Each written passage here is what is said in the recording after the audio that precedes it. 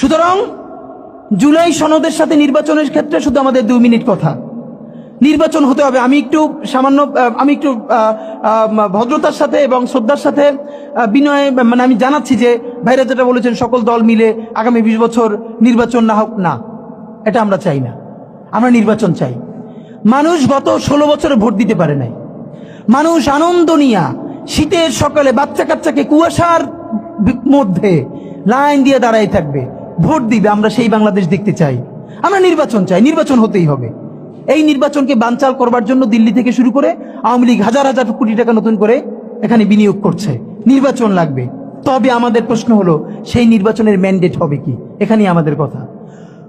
কোন ধরনের আপোষ ছাড়াই নতুন নির্বাচন হইতে হবে জুলাই সনদের ভিত্তিতে। এইটাই আমাদের কথা। জুলাই সনদের ভিত্তিতে নির্বাচন হতে হবে এবং জুলাই সনদের বৈধতা নির্বাচনের আগেই দিয়ে সেইটার ভিত্তিতে নতুন নির্বাচন হবে, যেই নির্বাচনের ম্যান্ডেট থাকবে নতুন সংসদে নতুন বাংলাদেশের জন্য আমাদের রাজনৈতিক দলগুলো মিলে নতুন সংসদে নতুন সংবিধান উপহার দিবে। যেই সংবিধান 72-এর বাকশালী সংবিধান, ফ্যাসিবাদী সংবিধান, যেই সংবিধানের কোনো ম্যান্ডেট ছিল না বাংলাদেশ রাষ্ট্রের সংবিধান করবার, কারণ তারা পাকিস্তান রাষ্ট্রের মধ্যে শপথ নিয়ে পাকিস্তান রাষ্ট্রের জন্য সংবিধান প্রণয়নের কথা বলেছিলেন, কিন্তু বাংলাদেশ রাষ্ট্রের কোনো ম্যান্ডেট তাদের কাছে ছিল না। তারপরে তারা সংবিধান রচনা করেছেন, এরপরেও তারা একটা সেই সংবিধানকে লেজিটিমেট করবার জন্য একটা গণভোট দেন নাই।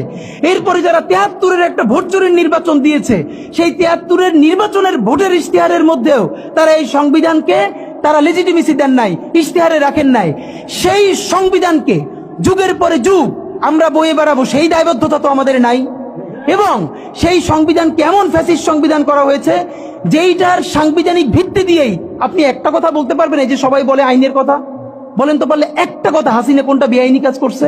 না, হাসিনা একটাও বেআইনি কাজ করে নাই। সে সমস্ত হত্যা, গুম, খুন এই সংবিধানের আইনের ভিত্তিতেই করছে। সে এই সংবিধানকে ডাস্টবিন বানিয়ে তত্ত্বাবধায়ক সরকার বাতিল করেছে, যা ইচ্ছে করে তাই করেছে। এবার তো সে তো বেআইনি কিছু করে নাই, কথা তো সত্য। আমার বিএনপির ভাইদের প্রতি শুধু একটা আফসোস লাগে, কারো কারো দেখি 72-এর সংবিধানের প্রতি তাদের কি গভীর প্রেম। যেই সংবিধানের মধ্য দিয়ে বাকশাল এসেছে, যেই সংবিধান গণতন্ত্র হত্যা করেছে, আজকে বিএনপির